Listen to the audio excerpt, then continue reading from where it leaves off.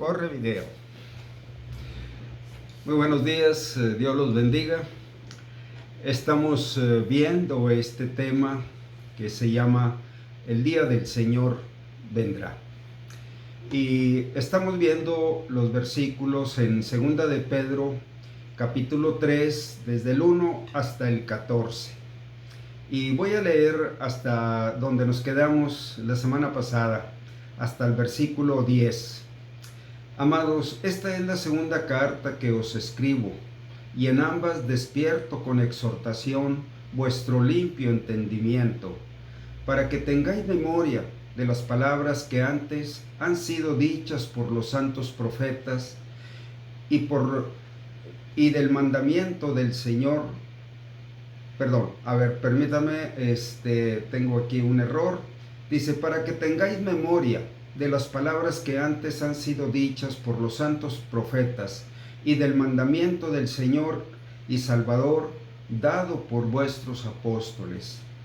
Sabiendo primero esto, que en los postreros días vendrán burladores, andando según sus propias concupiscencias, y diciendo, ¿dónde está la promesa de su segunda venida? Porque desde el día en que los padres durmieron, todas las cosas permanecen así como desde el principio de la creación.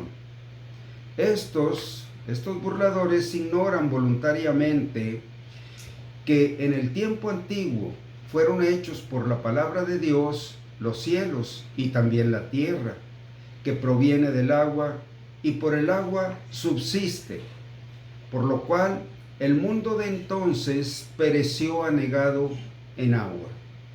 Pero los cielos y la tierra que existen ahora están reservados por la misma palabra, guardados para el fuego en el día del juicio y de la perdición de los hombres impíos.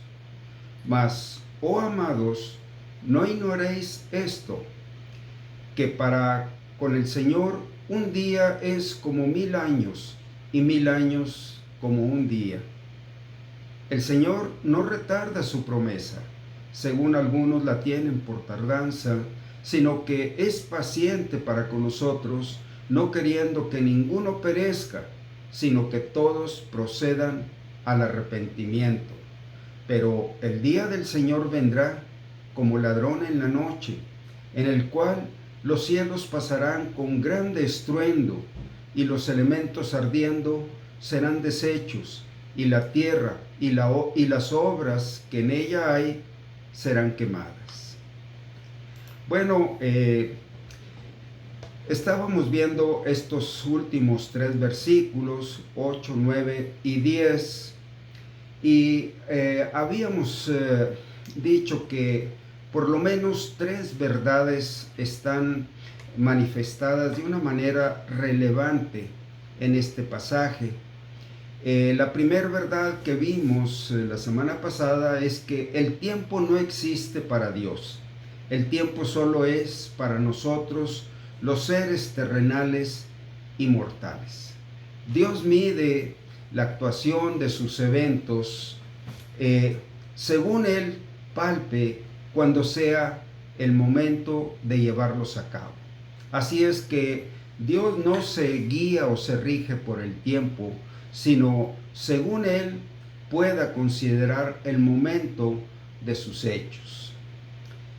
Y una tercera verdad, dice que el tiempo debe considerarse siempre como una oportunidad para nosotros, los humanos mortales. Para nosotros sí cuenta el tiempo, porque la vida está medida y relacionada con el tiempo. Ambos van juntos. Entonces los días, los meses y los años para nosotros sí son muy significativos, porque en esa medida nuestra vida va avanzando hacia un final. Y la tercera verdad en la que nos vamos a ubicar ahora es que Dios no quiere que nadie se pierda, sino que todos procedan al arrepentimiento. Esa es la paciencia de Dios y es la tardanza que los hombres consideran, que no vendrá ningún cambio. Bueno, Dios está obrando en paciencia, no queriendo que ninguno muera para la eternidad, que ninguno vaya al infierno, realmente es lo que significa. En Juan 3:16 dice que de tal manera amó Dios al mundo para que todo aquel que en él cree no se pierda, mas tenga vida eterna. Ese perderse perdón, comprende tanto perder la vida que Dios nos da para tenerla en comunión y compañerismo con Él, pero más que todo, perder la presencia de Dios en la eternidad, en el infierno. Y en ese sentido, Él no quiere que ninguno se pierda, Él no quiere que ninguno perezca, sino que todos procedan al arrepentimiento. Es lo que dice 2 de Pedro 3:9. El apóstol Pablo también dice a Timoteo una frase estupenda que habla de cuál es el sentir del corazón de Dios en 1 Timoteo 2:4. Porque Dios quiere que todos los hombres sean salvos y vengan al conocimiento de la verdad. Eso es lo que Dios quiere, que todos los hombres se salven. Dios no quiere que ninguno perezca. Dios no quiere que ninguno se pierda. También el profeta Ezequiel oyó decir a Dios esto en Ezequiel 33:11. Diles, vivo yo, dice el Señor, que no quiero la muerte del impío, sino que se vuelva el impío de su camino y que viva. Volveos, volveos de vuestros malos caminos. ¿Por qué moriréis, oh casa de Israel? Una y otra vez nos ilumina en la Escritura el destello de una esperanza salvadora. Nadie nos puede impedir creer. Todo el que quiera creer puede creer. Es cuestión de la voluntad, no es cuestión de ningún otro factor en nuestra vida. Enteramente es, sí quiero creer esto, sí quiero aceptarlo, sí quiero seguir la palabra de Dios. Entonces, cuando una persona se salva, es cuestión de su voluntad, que de alguna manera y en algún momento el Dios que ama al mundo de los hombres de tal manera lo atraerá para sí mismo. Esa es la gran labor de Dios cada instante de nuestra existencia y cada instante que pasa el tiempo en este mundo. El gran problema es que los hombres no tienen conocimiento ni fe en el Dios eterno, el que nos llama a vivir después de esta vida. Se inclinan a pensar que Él es como ellos. Qué difícil es formarse la idea de la eternidad para una persona que no cree en el Dios eterno. Así está escrito cuando el Señor Jesucristo escribió, hablando, teniendo un diálogo con Nicodemo, le dice en Juan 3, del 11 al 13, de cierto te digo, que lo que sabemos, hablamos, y lo que hemos visto, testificamos, y no recibís nuestro testimonio. Bueno, la ignorancia de la persona es porque no quiere recibir el testimonio de Dios acerca de esta vida y de la vida eterna. Si os he dicho cosas terrenales y no creéis, ¿cómo creeréis si os dijere las celestiales? Nadie subió al cielo, sino el que descendió del cielo, el Hijo del Hombre que está en el cielo. Él está refiriéndose que nadie subió al cielo para traer estas buenas nuevas, estas buenas noticias, esta buena voluntad de Dios, y que el que trajo estas buenas nuevas es el Hijo del Hombre que está también en la unidad con el Padre en el cielo. Ahora vamos a enfocar este mensaje en una parte que habla de lo inevitable. Esto es lo que Dios está transmitiéndonos aquí. Estamos con la expectativa de algo que será inevitable. Sucede siempre que una persona tiende a pensar y a hablar en los términos que conoce y cree. Lo que sabemos hablamos y lo que hemos visto, eso testificamos. Eso es lo que Pedro está haciendo aquí. Está hablando de la doctrina del Nuevo Testamento respecto de la segunda venida de nuestro Señor Jesucristo, pero está proyectándola en términos de la revelación que los profetas del Antiguo Testamento hicieron de el día del Señor. Y tanto los profetas como los apóstoles han dicho que el día del Señor vendrá. El día del Señor es un concepto que recorre todos los libros proféticos del Antiguo Testamento. Los profetas concebían el tiempo en términos de dos edades. Esta edad presente y que es temporal, que es totalmente mala e irremediable, y la edad por venir de la eternidad, que sería la edad de oro de Dios. Eso es la perspectiva que nos muestran los apóstoles y los profetas. ¿Cómo sería pasar de una era a la otra? El cambio no podría suceder por esfuerzo humano o por un proceso de desarrollo. Eso no sería posible, porque el mundo está en una carrera destructiva, abocado a la destrucción por el fuego. Eso es inevitable. Como lo veían los profetas, había solamente una manera para que el cambio tuviera lugar. Habría de ser por la directa intervención de Dios. El tiempo de esa intervención se llama el día del Señor, el día que Él tiene destinado para ese gran evento. El día del Señor había de venir sin advertencia. Había de ser un tiempo en el que se sacudieran los mismos cimientos del universo. Había de ser un tiempo cuando tuviera lugar el juicio y la destrucción de los pecadores, y por tanto será un tiempo de terror. La Biblia llama la gran tribulación, como no la ha habido jamás. Así lo describió el profeta Isaías en Isaías 13, 9 al 13. Dice así: He aquí, el día del Señor viene, día terrible de indignación y ardor de ira, para convertir la tierra en soledad y raer de ella a sus pecadores.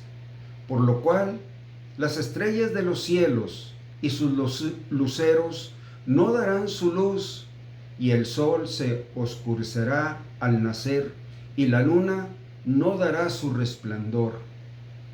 Y castigaré al mundo por su maldad, y a los impíos por su iniquidad, y haré que cese la arrogancia de los soberbios, y abatiré la altivez de los fuertes. Haré más precioso que el oro fino al varón, y más que el oro de Ofir al hombre. Este versículo está hablando de aquellos que van a creer en el tiempo de la gran tribulación. Pero ellos van a ser probados por el fuego en su fe, porque ellos van a estar dispuestos a morir como mártires al precio o con el propósito de no perder la salvación y de ir al cielo. Entonces dice que en ese tiempo hará más precioso que el oro fino al varón. Su fe es más preciosa que el oro. es lo que dice en Primera de Pedro 1:18. Sabiendo que fuimos salvados no con cosas corruptibles como oro o plata, sino con la sangre preciosa de Cristo, como de un cordero sin mancha y sin contaminación. Y que no fuimos redimidos con cosas corruptibles como el oro y la plata. Entonces él dice que hará más precioso que el oro fino al varón. Y eso no va a haber absolutamente ningún doblez, ninguna reserva. Será como un plus. Todavía Dios en ese tiempo en el mundo de los impíos. Aún ahí Dios no cambiará su corazón respecto a los que quieran salvarse, porque Él no quiere que ninguno perezca. Y dice que será más precioso que el oro de Ofir al hombre. Porque haré estremecer los cielos y la tierra se moverá de su lugar en la indignación de Jehová de los ejércitos y en el día del ardor de su ira. Esta es la paciencia de Dios. La paciencia de Dios está reposando en la misericordia, extendiendo el tiempo, extendiendo su venida, no queriendo que ninguno perezca, sino que todos procedan al arrepentimiento. Lo que hicieron Pedro y otros de los autores del Nuevo Testamento fue identificar las imágenes del día del Señor del Antiguo Testamento con la concepción de la segunda venida de Jesucristo que habla el Nuevo Testamento.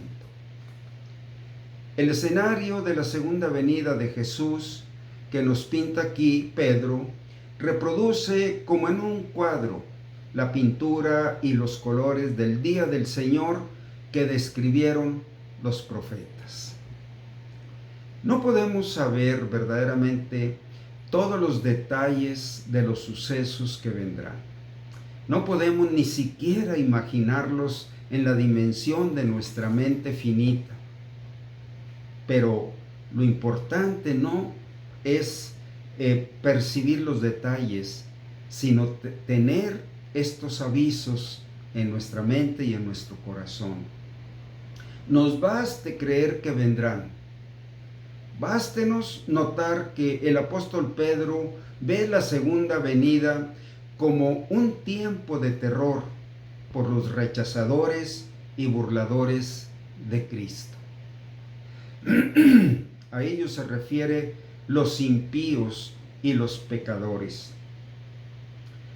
Hay una gran verdad ineludible, y es que hay un día en que Dios irrumpe en todas las vidas, porque llega el día en que todos tenemos que morir, cristianos y no cristianos, y tenemos que estar preparados para ese día.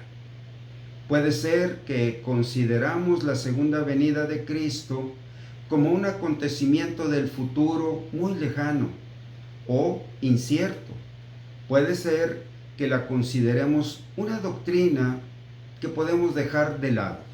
No te preocupes por eso, son cosas simbólicas, son cosas que están ilustrando algo, pero no como una doctrina tan real como cada palabra que tiene cada aviso.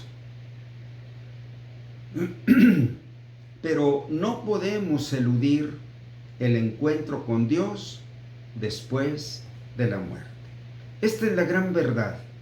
Muchas personas están alojadas en la idea de la inexistencia, es decir, su idea reposa en que ya muerto, ya dejas de existir. Pero la Biblia, que es la palabra de Dios, nos revela que el alma es inmortal. El día que Dios nos dio el ser en el vientre de nuestra madre, lo primero que Él le dio vida fue nuestra alma, un alma viviente.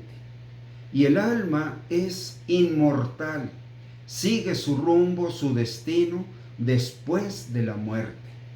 Entonces, esto lo sabemos por la palabra de Dios, pero está tan arraigada esa mentalidad de ignorar ese encuentro, porque el alma será encontrada por Dios. Dios vendrá por esa alma para llevarla al cielo o para llevarla al infierno. Así dice en Lucas 12:5, no teman a los que matan el cuerpo, pues el alma no pueden matar. Temed más bien a aquel que después de quitar la vida, tiene poder para echarles en el infierno. Sí, os digo, a este temed. Son palabras textuales del Señor Jesucristo, y Él no es hombre para que mienta. Entonces, son las palabras del Dios que da vida y aliento y todas las cosas contra una mentalidad que no tiene ningún fundamento. Hay una,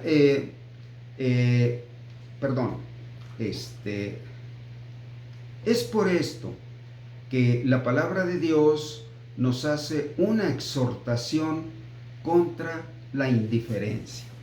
Dios siempre está luchando con la frialdad del corazón del hombre, con la indiferencia. Atrás de eso es como una gran cortina de acero que el hombre no quiere estar pendiente de los avisos de Dios. Y aquí tenemos una exhortación hacia la indiferencia.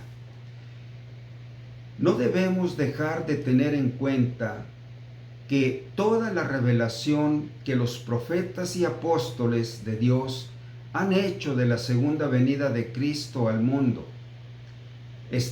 que esta segunda venida está henchida de grandes dificultades, caos, carencias externas y destrucción.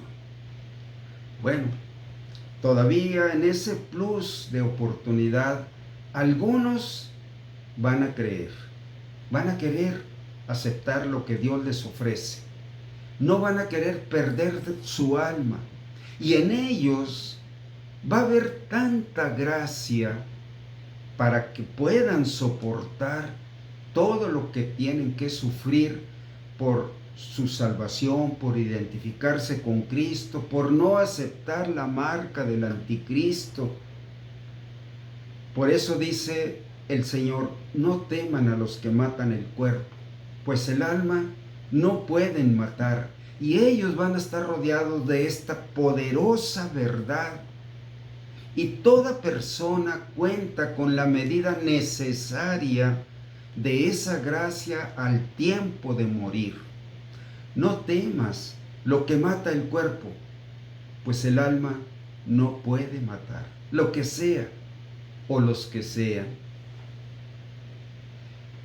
Qué contrario es el pensamiento del hombre en relación al pensamiento de Dios. Por ejemplo, tenemos una descripción que hizo el Señor exhortando precisamente esta indiferencia hacia lo eterno. Él les dijo a sus discípulos, la heredad de un hombre rico había producido mucho, y él pensaba dentro de sí diciendo, ¿qué haré porque no tengo dónde guardar mis frutos?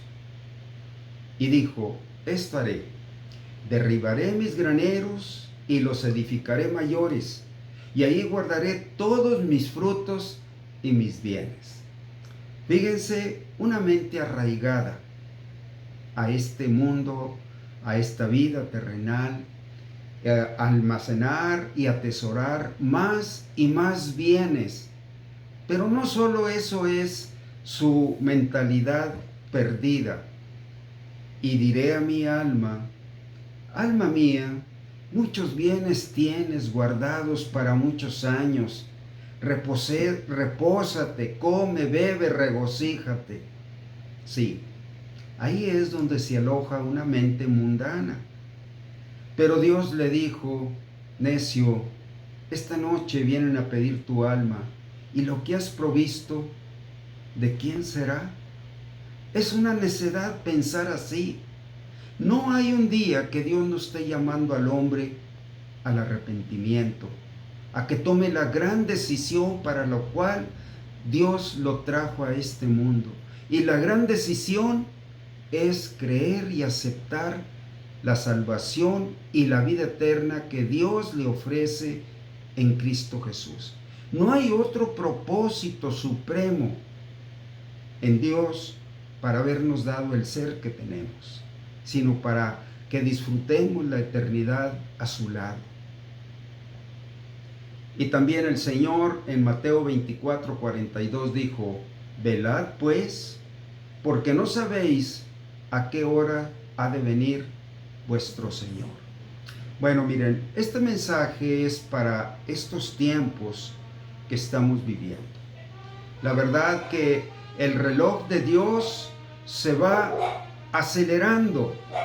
Tantos eventos que están conjugándose para que ese día del Señor se manifieste. Entonces, tenemos las guerras que realmente están en un hilo para extenderse por todo el mundo. Tenemos la corrupción del hombre que ya no tiene ninguna contención. Tenemos el materialismo, tenemos la inmoralidad, la corrupción, la depravación que existe en el hombre hacia su cuerpo, hombres y mujeres. Tenemos el acuerdo de las naciones más poderosas de la tierra que están rigiendo el destino de este mundo. Y más que las naciones, los hombres más poderosos de las naciones son los que tienen un proyecto para tener un tiempo de un gobierno mundial, una sola economía mundial, una sola educación, una sola religión. Y ellos ya están llevando a cabo eso, traspasando las fronteras y las soberanías de las naciones. Hay un proyecto que se llama Agenda 2030 y ellos son los que están rigiendo esta agenda para que se cumpla en el año 30 de esta era. Entonces, las guerras que estamos viendo, tantos efectos naturales que la naturaleza está mostrando también sus mensajes. Israel es un reloj en el plan de Dios. Ahorita la guerra que está habiendo en Israel no es cualquier tipo de guerra de la que ha habido ni siquiera en décadas pasadas, ni siquiera el año pasado. Esta guerra es única porque Israel es el centro del plan de Dios. Entonces, ahorita la mayor parte de los bloques que hay de naciones en la tierra, todos están involucrados en esta guerra de Israel. Israel contra sus enemigos que los rodean. Bueno, todos esos eventos, hermanos, hacen de este mensaje algo que es especial para estos días, porque nunca la humanidad había vivido todos los estándares que estamos viviendo, en guerras, en inmoralidad, en el materialismo, en no considerar la voluntad de Dios. Y bueno, por eso dice: velad pues, porque no sabéis a qué hora ha de venir vuestro Señor. La única cosa en la que el apóstol Pedro está subrayando de una manera muy puntual es la dinámica moral de la segunda venida para un creyente. Es decir, cómo debe llevar su vida un creyente en estos días. En un sentido está alertando a todos, pero también está llamando de qué manera debe vivir para apresurarse para la venida del Señor. De qué manera debe estar preparado.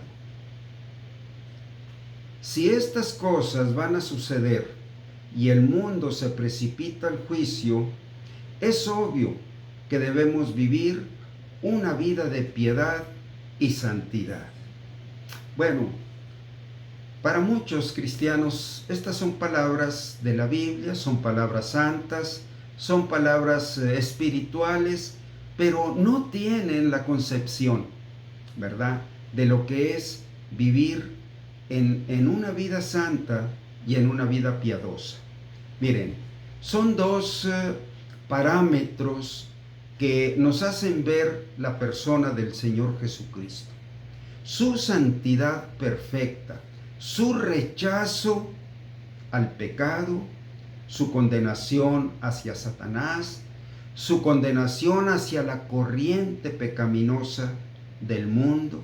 De eso habla su santidad, siendo solamente uno con Dios. Bueno, ese es un estándar de referencia que nosotros debemos tener, nuestra vida en santidad, alejándonos de actitudes, de maneras, de indiferencia, de ser insensibles a los avisos de Dios.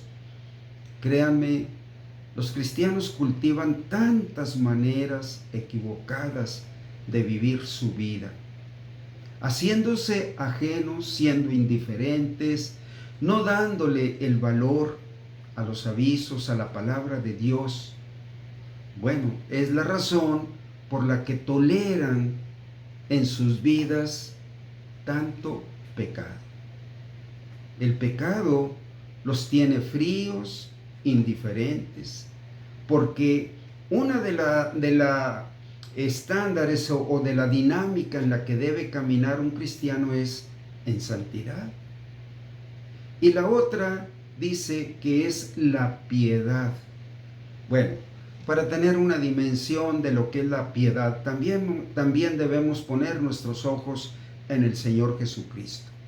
Él vino a buscar y a salvar lo que se había perdido. Él vino a dar su vida en rescate por muchos. Él vino a anunciar el tiempo agradable de Dios. Él vino a salvar a los quebrantados de corazón. Él vino a dar libertad a los cautivos, salvar a los oprimidos. Él vino a mostrar la verdad de Dios. Bueno, eso es ser la luz del mundo. Él vino a dar eso al mundo. Y Dios quiere que vivamos tomando del Señor. Él dice, porque de su plenitud, eso es la plenitud, la perfección. Pero nosotros tomamos de esa plenitud, ¿verdad? Gracia sobre gracia. Es lo que dice en Juan 1:18. Entonces, bueno, nosotros, si tomamos en cuenta los días que estamos viviendo, nosotros debemos apresurarnos para la venida del Señor. Apresurarnos y prepararnos en santa y manera piadosa de vivir, nos dice el apóstol Pedro. Esa es la manera, es el estándar, si estamos tomando en cuenta la palabra de Dios. Si va a haber nuevos cielos y nueva tierra, y si estos cielos y esta tierra van a ser el hogar de la justicia, está claro que uno que profesa creer en Cristo debe tratar con toda su mente y corazón, alma y fuerzas de estar preparado para morar en ese nuevo mundo. Bueno, Pablo decía que nosotros debemos vivir como extranjeros y peregrinos en este mundo. Según la revelación que Dios le da a Pedro, era imposible renunciar a la esperanza del advenimiento sin que se produjera un deterioro ético y moral. El avance del pecado. Acuérdense cómo expresó Dios en los días del diluvio: me arrepiento de haber creado al hombre. Su vida es de continuo al mal. Raeré de la faz de la tierra todo ser creado. Bueno, entonces eso es un estándar de moral donde ya está a punto de caer al abismo. Pedro tenía razón. Si no hay nada en la vida de una persona de una segunda venida, nada en la naturaleza de un objetivo hacia el que se mueve toda la creación, entonces la vida no se dirige a ninguna parte. Comamos y bebamos, que mañana moriremos. Pero esa es la mentalidad del hombre, y es una mente en tinieblas, es una mente ajena de la luz de la vida, la luz de Dios. Claramente hay expresiones de ese tipo, pero uno, ¿por qué debe considerar por qué se aloja en la mente de un ser humano una manera de pensar así? Porque está muy lejos de Dios. Y el pasaje que leíamos la semana pasada en Mateo 6, creo que es 18 y 19, donde dice: la lámpara del cuerpo es el ojo. Así que si tu ojo es bueno, todo tu cuerpo estará lleno de luz. Pero si tu ojo es malo, todo tu cuerpo estará lleno de tinieblas. Y si lo que tú consideras como luz son tinieblas, ¿cuánto no serán las mismas tinieblas? Y cuando se habla de las tinieblas eternas, es el infierno. Si no hay meta ni para el mundo ni para la vida individual más que la extinción, ciertas actitudes son las que llenan la perspectiva de una persona, sin temor a Dios y sin temor a la destrucción, a la corrupción, a la depravación, sin temor al infierno. De estas actitudes surgen varios epitafios paganos. Pero antes de mencionar esto, se me estaba pasando hacer una pausa. Permítanme tantito.